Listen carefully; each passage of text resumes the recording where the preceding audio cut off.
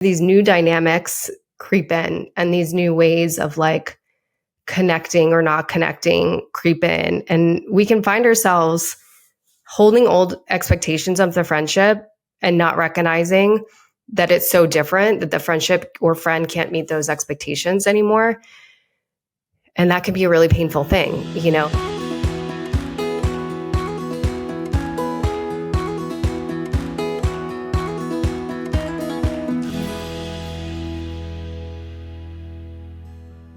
You guys, I do not get on a flight anymore without my Bombas compression socks. They are a travel staple for me, especially on longer flights. The socks help improve blood flow from your legs to your heart, which obviously is so essential. I just love these socks so much, and I want you guys to have an opportunity to check out these socks too. So use our code QTC20 for 20% off your first purchase of Bombas. Hi guys, I am back to record another solo episode. I'd love if you would share if you enjoy the solo episodes, if you want me to do more solo episodes. We are very guest heavy. I've only done a handful of solos, but let us know, DM us, reach out to us via email at helloquiettheclock.com and let us know if you enjoy the solo episodes, if you want more of them. And also what you want me to talk about. I have a range of things I can talk about through my own personal experience or my experience as a therapist. So happy to cover any topic that all of you would like to hear more about.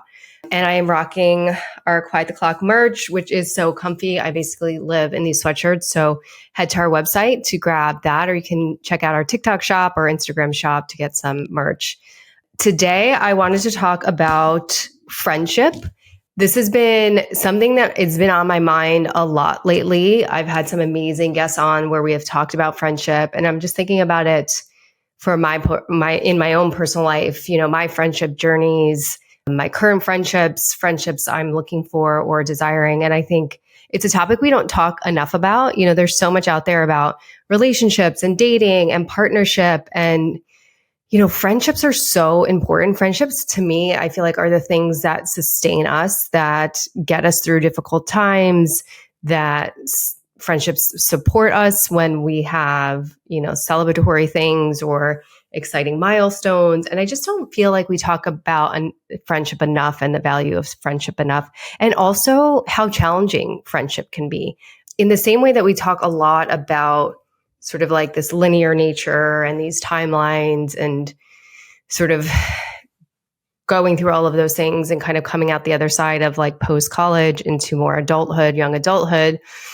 And then we sort of see the world for the first time outside of what we're told we should do and what the path is. And I feel similarly with friendship, you know, we have all these opportunities to meet people at the same life stages. You know, we start school. I'm watching my son make amazing new friendships in preschool at 3 years old. And there's always these constructs that put us in places with people that are on the same timeline as us all the way through college. You know, we spend our college years with people kind of working towards the same goal, which is a college degree, same age, again, same timeline. And then we move outside of college and we're in the real world and we are navigating life, and friendships start to look a little bit different. And then we're not necessarily still in environments where everyone's around the same age. I know when I started my first job post-college, I was working with people of all different ages. You know, it wasn't just young people my age kind of on the same page and timeline. So I think that's where it gets hard to start to navigate friendship, because again, there's not these like set constructs that give us amazing opportunities to make friendships, connect with people that are kind of in the same place of life as we are. And I think it gets harder to find friends. I think it gets harder to maintain friends. I think that as we continue to get older, paths start to veer off, and you may find that you can't relate to friends in the same way that you used to. You know, again, everybody's timeline starts to be different. You might have some friends that start to get in serious relationships or start to get engaged, have babies, buy houses, etc. And maybe you're someone not doing those things yet. And you kind of look around and you're like, I don't relate to any of my friends right now. I'm not going through what they're going through. And I personally lived that experience. I got out of a relationship, a long-term relationship around 30, 31. It's a little gray there. And while I was in that relationship, I was part of this really big friend couple group. So that was my whole social life. It was probably like about 12 couples. We did everything together. And I found myself sort of without this social circle anymore. The social circle, which had been the last 4 years of my life, like built in best friends. And all of those couples, eventually some of them broke up, but most of those couples went on to get married and have kids. And I remember being at a dinner with my identical twin sister and two of my very, very best friends. And at that time, I was single and bartending in the city and dating. And the three of them were married with young children. And these were people that had known me inside and out, who I considered very, very best friends. And I remember this particular dinner sitting there, listening to them talk about babies and diapers and, partnership and all of these things. And I'm like, I can't contribute. I don't have anything to say here. If I started talking about my dating life in the city, they're going to have nothing to say to that. And I felt really like kind of heartbroken in that moment. I'm like, here are people, three people I love so much and love me so much, but we just don't relate to each other anymore. And, I really do feel that creates a shift in the friendship. And not to say that we all have to relate always, but, there comes a moment in times where it's a very normal and real thing that we can't relate to people that we love. We can't connect in the same way that with people we love because we're now just in different life stages. And just like I couldn't understand babies and diapers, they couldn't understand ghosting and situationships. So for me, that got really hard. That got really hard to feel like I could connect with them, that they could understand what I was going through and I was feeling. I remember actually, I think this was the same dinner I was sharing about someone that was interested in me and I wasn't really interested in them. And my married friend just turned to me, and I know this friend was not happy in her marriage and kind of had settled. She turned to me and said, just be with him, Beth. What are you doing? Just be with him. He's a good enough guy. And I'm just like, projection, first of all, but I'm like, you just don't get me. You're just not listening to me. You're not hearing me. You're not understanding me. So I think that's a really hard thing to go through, especially, as we navigate our later 20s and 30s and the paths just start to go in different directions with very good friends. And you find yourself just like not getting each other anymore. I think particularly those are hard age ranges. I think friendship's hard at any age. I remember, of course, we have like our middle school stuff, our high school stuff. So yeah, maybe it's not an age range that matters, but I think the decades of 20s and 30s really highlights where the paths start to diverge and get really different. And, there's all these like kind of amazing memes and things on Instagram that says, friendship in your 30s is someone's buying a house, someone's having another baby, and somebody's like single on the dating apps. And I love those because it's just so real. And I think we need to normalize that, all the paths become pretty different. I think also where I've seen things get really hard is when comparison comes into play, when a friend has something or has had an experience that you want or vice versa, and they're not there yet. Of course, we've talked a lot on this podcast of deeply desiring relationships, deeply desiring motherhood and family building. And it can be really hard when you watch those things happen for other people, especially people you love, because you want to be happy for them, but you're also kind of like, I would love to have that too.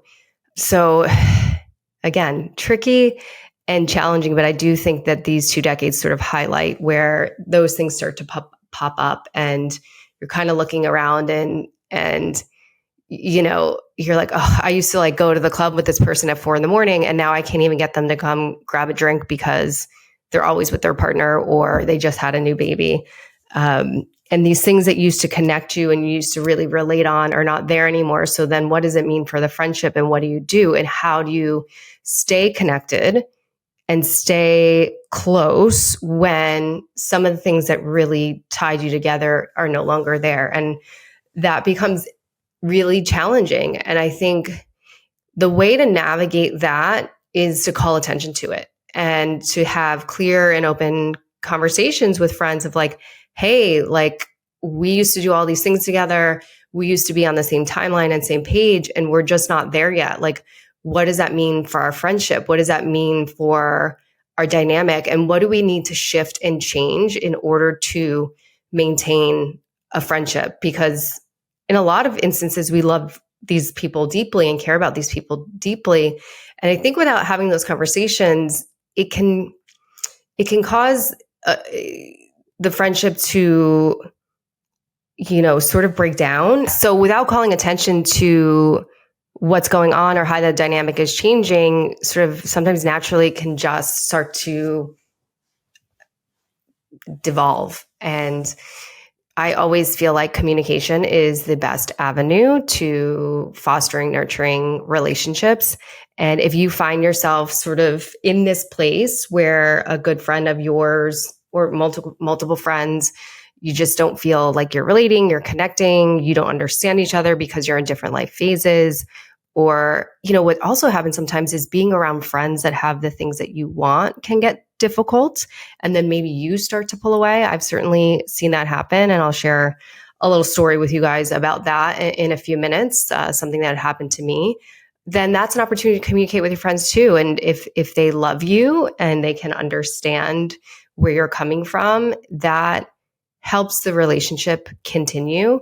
Sometimes what I've seen happen either personally or working with my clients is when it gets hard to be around a friend for whatever reason, various reason, people just start to pull away and your friends are kind of like, what happened? I have no idea what happened. So I highly, highly suggest calling attention to what's going on in friendships, recognizing and bringing awareness to when things start to shift or when things start to feel disconnected, and talk about it.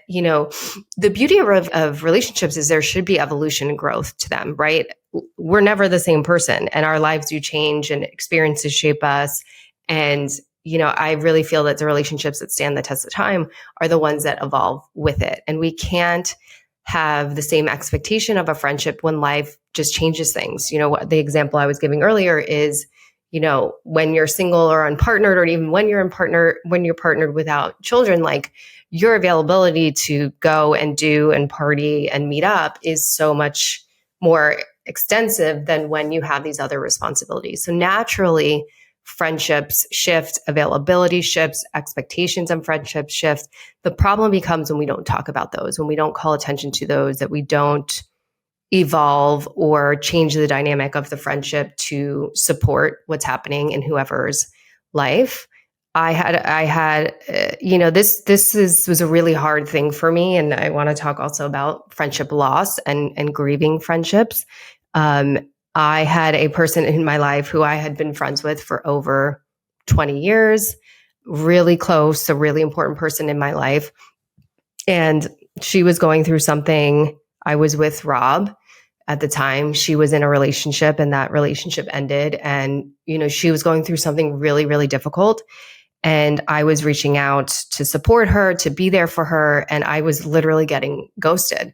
And I couldn't understand what was happening. And it was devastating to me. And the thing is, when there's not communication happening, all we're left to do is create our own narratives and our own stories. And because our brain is wired to always go negative, we're not telling ourselves good stories. So I was kind of making up all these things about what did I do, what happened, what's going on. And I was, confiding in another friend in our friend group to kind of understand what was going on. And I in the instant persisted and still tried to show up and support. And finally, when she had kind of come to the other side of everything she was going through, we met and got together. And I told her how hurtful it was. And I told her how confused I was. And she admitted to me that her and I were always on the same path. Her and I were always going through something so similar. And then I had a boyfriend and she did not. And knowing the trajectory of that friendship, and I'll share where that ended up,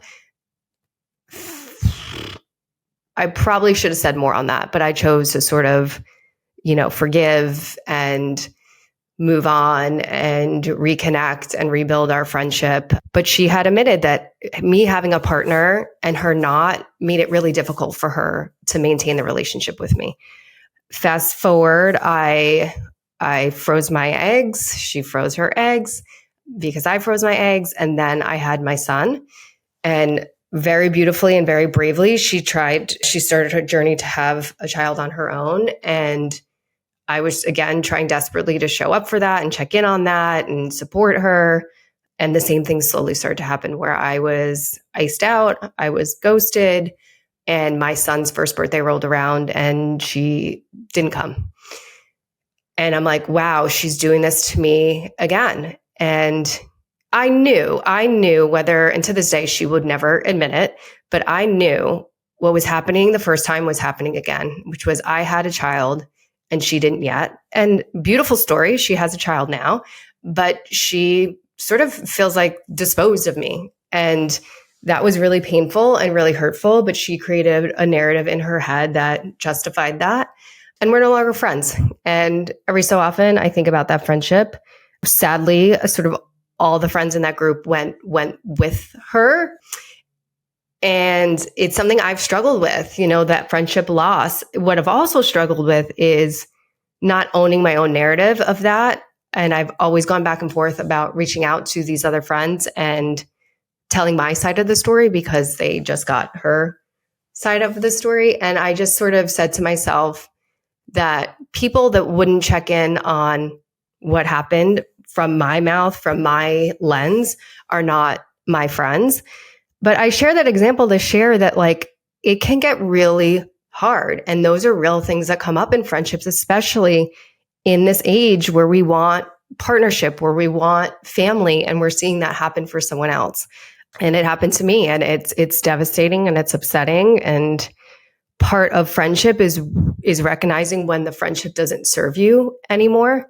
And that can be a really hard thing to do, especially if it's a long-standing, deeply meaningful friendship. But again, attention and awareness is so important because friendships do shift and change. And if we don't bring attention to that, sort of these new dynamics creep in and these new ways of connecting or not connecting creep in. And we can find ourselves holding old expectations of the friendship and not recognizing that it's so different that the friendship or friend can't meet those expectations anymore. And that can be a really painful thing, And so I encourage everyone to kind of evaluate friendships, evaluate how they're making them feel now in this moment, not what the friendship used to be, not what you think it could be, but getting really clear on what it actually is now in this moment. And again, we hear all of those things about dating, right? We hear be careful to idealize somebody, or don't hold on to the past when things are not the same anymore. And I think the same thing applies in friendships. Is really, what is the friendship like now? How is it serving you or not serving you? How do you feel in the friendship? And is the friendship meeting the expectations that you feel you deserve and you want out of a friendship? And I think doing that exercise, and actually what we have for all of you is something I've used in my therapy practice and with my clients for years, is something I created, which I call the friendship pyramid. And it is this tool you can use to do this assessment that I'm talking about. And we're going to make that available for everybody. If you want the friendship pyramid, you can go to our website, www.quiettheclock.com, and download that for free. But basically what it is an exercise to do exactly what I'm saying, is to evaluate your friendships and evaluate the expectations you have of certain friendships, and seeing if the expectation you have matches up with what the person is actually giving you. And basically what that is if you just picture a pyramid, it's top to bottom, at the top are your ride or dies. Then it's best friends, acquaintances, colleagues. And what you do is take all the people in your life and start to place them on that pyramid and see where they deserve to go based on the friendship. So, I always say a ride or die is you can be totally yourself, completely vulnerable. You fully trust them. You can fully rely on them. And then as you move down the pyramid, the expectation should change. And so what I've seen when people do this exercise, when clients of mine have done this exercise, which is amazing, is when they really step back and do this evaluation and they look at all the people in their life, they start to realize, I'm putting people in the wrong places. I have someone as a ride or die who's actually like more like a friend. Or I have somebody who's a friend who's actually like a ride or die. And when they're not in the right place, it creates a lot of turmoil, because when they're not in the right place, we don't have the right expectations of them. And when you don't have the right expectations of somebody, often they're going to disappoint you. So it's a really amazing exercise to get clear on friendships and expectation.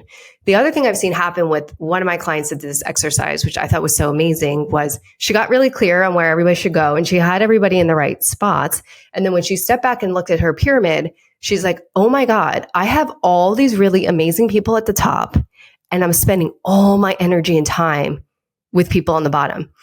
And I knew this because we'd been working together for a really long time, but I love that she made that observation because she was really getting stuck in the bottom of her pyramid, and she was getting stuck in drama and toxic relationships and a lot of anxiety and a lot of bad feelings.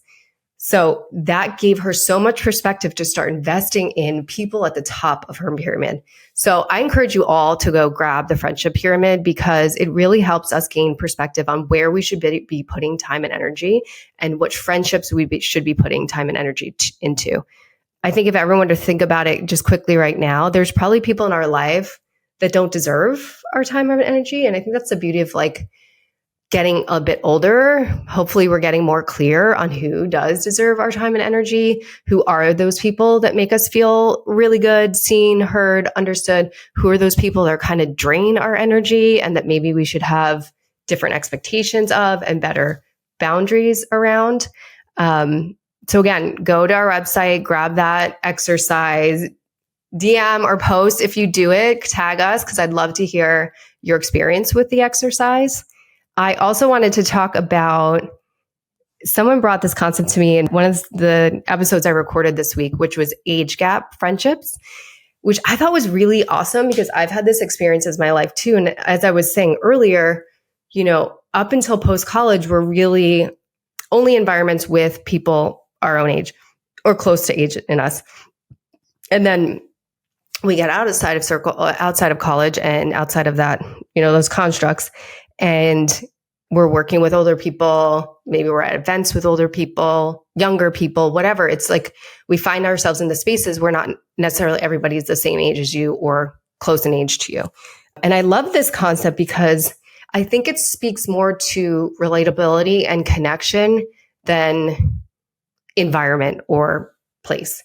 And I think there is so many opportunities to be truly connected to other people that are not the same age as you. I think I've had friends that are older than I am. I've learned so much from those friends. They have so much life wisdom and experience to share with me. I've also had friendships with people that are a lot younger than me, which was also a learning experience, an opportunity, and just really fun. I had shared this story, how I related to age gap friendship, in that after this breakup I was talking about earlier, I was bartending in the city, and all my friends were partnered up, getting engaged, married, having babies. And I had no one around me that was like doing the same things I was doing, like going out in the city, working in the city. And so I found myself hanging out with like people 10 years younger than me. And for a while, I judged myself for that. I felt really bad about that. But then I was kind of like, they get me. They relate to me. We're doing the same things. Like, they are people I can go out and get drinks with. You know, no one is really else is available to do that. So I also encourage you to kind of open your perspective or lens up to different ages. You know, I think there are threads of relatability and connection to people outside of our age range, and not judging yourself for that the way that I did, because I cherish those friendships. I'm still friends with a lot of those people.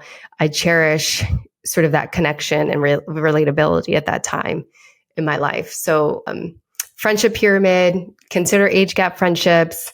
The other thing I would say, we're running this group now through my group practice, NYC Therapeutic Wellness. Sorry, guys, a lot of plugs today. I didn't mean to do that. A loneliness group, and from my time when I was doing more clinical work, I still see clients now, but not that many. There were so many amazing, mostly women, so many amazing women that were lonely, that desired more friendship and, wanted to find ways to meet other friends. Again, there's so much emphasis on like meeting our partner and dating and intimate relationships that I think we forget that people also desire friendships. And as I'm saying, friendships change, evolve, and as we move through life, and you find yourself in these situations where maybe you don't have as many close relationships as you would like. I've also seen particularly people living in the city where a lot of friends move out of the city and you're kind of left in the city, and you still have these amazing connections and friendships, but they're just not readily available to you. So, through my work, I've just seen so many people expressing the desire for more friendships and just not knowing how to go out there and make them. And, I say that to say, kind of take a risk. Like, I always would try to get to group workout classes, try to engage somebody and have conversations with people. I'm kind of in this whole new world now that my son has started preschool and I'm trying to make mom friends. So that means kind of putting myself out there, introducing myself, sparking conversation with people. And, I would keep in mind that people are probably desiring the same thing. And that is something good to keep in mind because it could make it less scary to put yourself out there and try to spark up a conversation with somebody. But yeah, I feel like we're really in this loneliness epidemic. Of course, coming out of COVID, everybody was so separated and so isolated. I think we lost a lot of social skills. I think we're losing a lot of social skills when we rely heavily on technology and when we're in front of screens a lot. So I think, there's a lot of social anxiety that has come out of that. I think there's a lot of fear. I think there's a lack of, skill set on how do I do this? How do I engage? How do we create friendships? But I would say if you're someone that is looking for more friends, put yourself out there. I've had clients use Bumble BFF. Again, I used to I joined a new gym or I would go to group fitness workouts. There's ways and there's opportunities if you sort of move through any social anxiety and fear. And again, I'm encouraging you to do so with the idea that other people are feeling the same way. And I know that because I've worked with so many people that were feeling that way. So yeah, I think, having friends is so important. What's more important than having friends is having deeply meaningful, valuable friendships. And again, these relationships are so important to nurture, to cultivate, to take care of, to bring awareness to, and deserve as much focus, time, as intention as we put on partnership. I think it's a thing that just makes us whole. I know when I'm having a difficult time or I'm going through something, getting together with a friend that means so much to me is just like medicine for my soul. So I want you all to think about friendship. I want you all to evaluate friendship. I want you all to focus on friendship. Again, this has been something that's so top of mind for me. And I think, through COVID, through motherhood, through fertility journey, it's something I've missed, and in a lot of those instances, especially my fertility journey, I've kind of pulled away just because I was going through such a hard time and kind of I'm emerging out of this hole I've been in. I'm reaching out to my friends. So I will not say desperate, but I have strong desires to be with my friends, spend more time with my friends, cultivate new friendships. I really feel like I need that right now. And I think what gets hard too, just when we're in this place where we're too focused on dating or maybe too invested in our relationships. I'm sure everybody can relate to that friend that just meets somebody and disappears and falls off the face of the earth. I think when we're too focused on those things, we're not as focused on our friendships. And again, they shift, and our opportunity to be with friends as much as we like changes, and that's all good. That doesn't mean they can't still be meaningful. That doesn't mean that you can't still feel connected. It doesn't mean that you can't have conversations around navigating changes in your relationships. It's just being attentive to them is what's important. I think often too, we can take for granted our friends and our friendships and just like, they're there, they'll be there. I don't need to answer this text, or I don't need to get back to this person right away, or we said we're going to hang out, we're not going to hang out. Like, put time and energy into your friendships. Like, send the text, check in with your friends, make plans with your friends. When you say, oh, we should definitely get drinks or hang out, like, make it happen. These relationships matter so, so much. And yeah, nurture them, cultivate them. I'm trying to think if there's anything else I want to say on friendship. I think some friendships are, like I was saying earlier, friendship loss. I think some friendships are meant to end.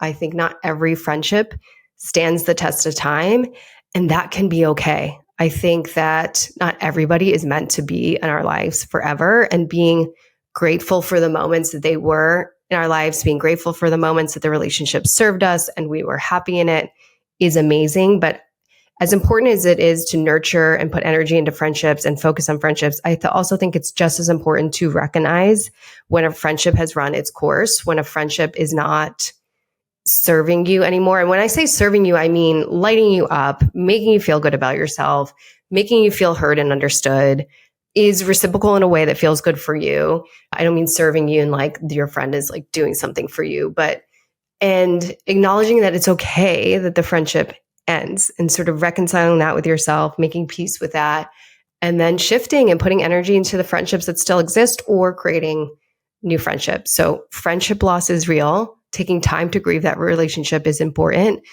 but then, be grateful for what it was and sort of leave it there if it's not serving you anymore. I wholeheartedly believe in the value of friendship, the importance of friendship for our mental health. And I encourage everybody to do the friendship pyramid, sort of evaluate and assess your friendships, communicate with your friends if something's going on, if you're feeling something, if you're feeling like something has shifted. I'm telling you, if you have open dialogue about these things, good friendships can move through these changes and dynamics. I love this saying, and I was recording with another amazing guest. We were talking about friendship, this idea of like cutting a cord. And someone introduced this idea to me too. It's like when the relationship changes, you can sort of do this exercise or visualization of where you cut the cord on what that relationship was, and you can then move forward with what the relationship is now. So it was introduced to me in this way. It's like, it's not an ending of the relationship. It's the ending of sort of the dynamics that used to be, and then cutting the cord on that and moving forward with what the relationship and the dynamics are now. So I love that concept too. So maybe there's some friendships where, there's been a lot of shifts and you're sort of holding on to old dynamics and old ways, and you're basing your expectations on that. And maybe you just need to cut the cord on that version of the relationship to move into the new version of the relationship. So I hope that's helpful. This is a topic I'm really passionate about. I've been thinking about a lot lately. I want you to go and grab the friendship pyramid. I think it's amazing, amazing exercise. And again, if there's any other things you want me to be talking on, let me know. Sometimes I feel like I just get on here and kind of ramble. So I hope that this was helpful. Let us know if you want more solo episodes. Let us know what topics you'd want me to talk about. And let me know if it's helpful. I hope you all have amazing friendships. I hope that you make more friendships if that's your desire. I hope you have the strength and courage to end relationships and friendships that aren't serving you, and that you are surrounded by people you feel really good with. Thanks everybody for listening. Stay tuned for more amazing episodes. If you're someone struggling or relating to the topics that we're talking about now, and you're feeling the anxiety or the stress or the pressure of feeling like you're running out of time, you're behind, and you want some extra support, check out my group therapy practice in Midtown Manhattan, NYC Therapeutic Wellness.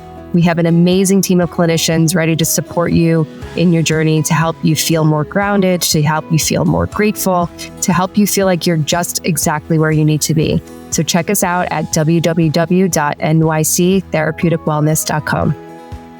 Hey guys, I'm Beth. Thank you so much for tuning in to Quiet the Clock. If you want to hear more episodes and learn more about how to dismantle societal timelines, live life on your own terms, live life fully and authentically, subscribe to our channel on YouTube, and you can also follow us on Instagram and TikTok at Quiet the Clock Pod.